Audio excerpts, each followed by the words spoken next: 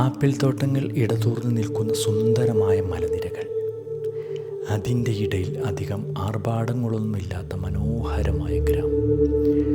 ആ ഗ്രാമത്തിലേക്ക് എത്തിച്ചേരാനുള്ള യാത്ര അതിലും മനോഹരം.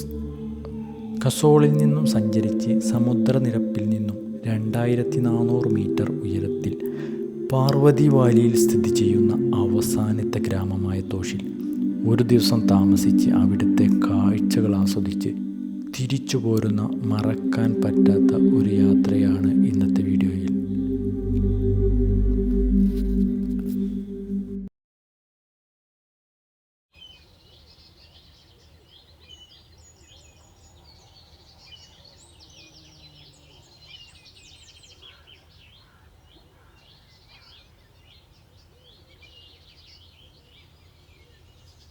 केले नीचे निकालना, ठीक है?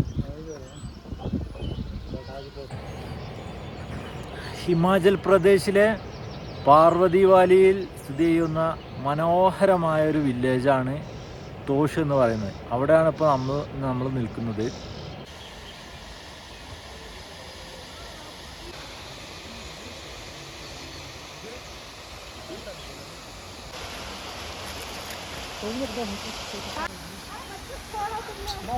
ഈ വില്ലേജിലേക്ക് വണ്ടി പോകാത്തതുകൊണ്ട് വെള്ളമൊക്കെ അതേപോലെ കയറ്റി കൊണ്ടുവന്നുണ്ടോ, പുറത്ത് വെച്ച് കെട്ടിയ കൊണ്ടുവന്ന്.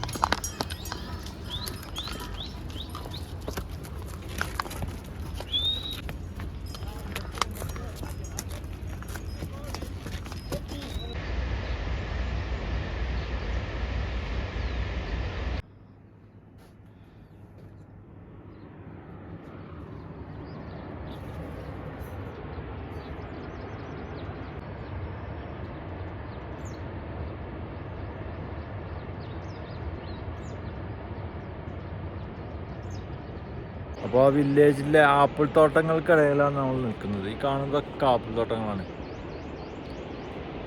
ഓക്കെ, അപ്പോൾ ഇവിടുന്ന് ഇങ്ങനെ നമ്മൾ ഏറ്റവും മേലെയാണ് റൂം എടുത്തിരിക്കുന്നത്. ഇവിടുന്ന് ഇങ്ങനെ ഇറങ്ങി വരുന്ന തണുത്തിട്ടേ സംസാരിക്കാനൊന്നും കഴിയുന്നില്ല.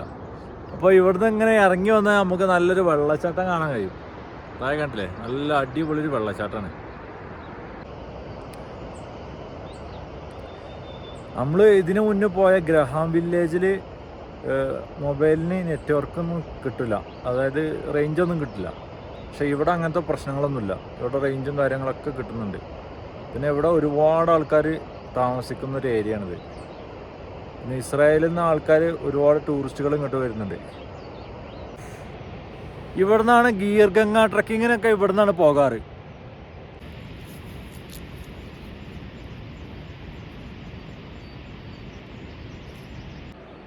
ഓരോ നാടിനും ഓരോ പ്രത്യേകത ഉണ്ടാവുമല്ലോ, അതേപോലെ ഇവിടെ പേര് കേട്ടത് കഫേകൾ, ഏറ്റവും കൂടുതൽ കഫേകളുള്ളൊരു ഏരിയ ആണിത്. കാരണം മലയോര പ്രദേശങ്ങളിലൊന്നും ഇത്ര അധികം കഫേകളൊന്നും ഉണ്ടാകാറില്ല. അപ്പോൾ നമ്മളെ മുന്നിൽ തന്നെ ഒരു കഫേ ഉണ്ട്. ഇത് നമ്മളെ റൂമിൻ്റെ തൊട്ടടുത്തുള്ളൊരു കഫേയാണ്. ഇതിന് തൊട്ട് താഴെയായിട്ടാണ് നമ്മളെ റൂം എടുത്തിരിക്കുന്നത്.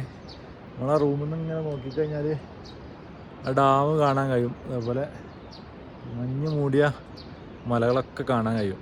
ഇതൊക്കെ ഹിമാലയത്തിൻ്റെ ഭാഗങ്ങളാണ്. നമ്മളാ റൂമിൽ നിന്ന് നേരെ ജനൽ തുറക്കുമ്പോൾ തന്നെ കാണുന്നത് കേട്ടോ ഈ വെള്ളച്ചാട്ടമാണ്.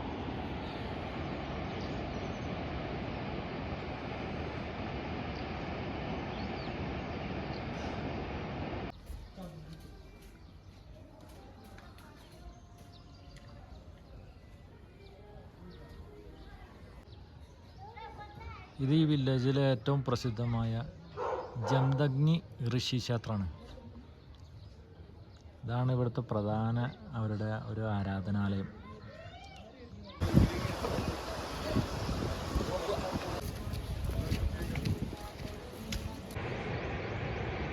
അപ്പോൾ അടുത്തൊരു വീഡിയോയിൽ വീണ്ടും കാണാം. Bye bye.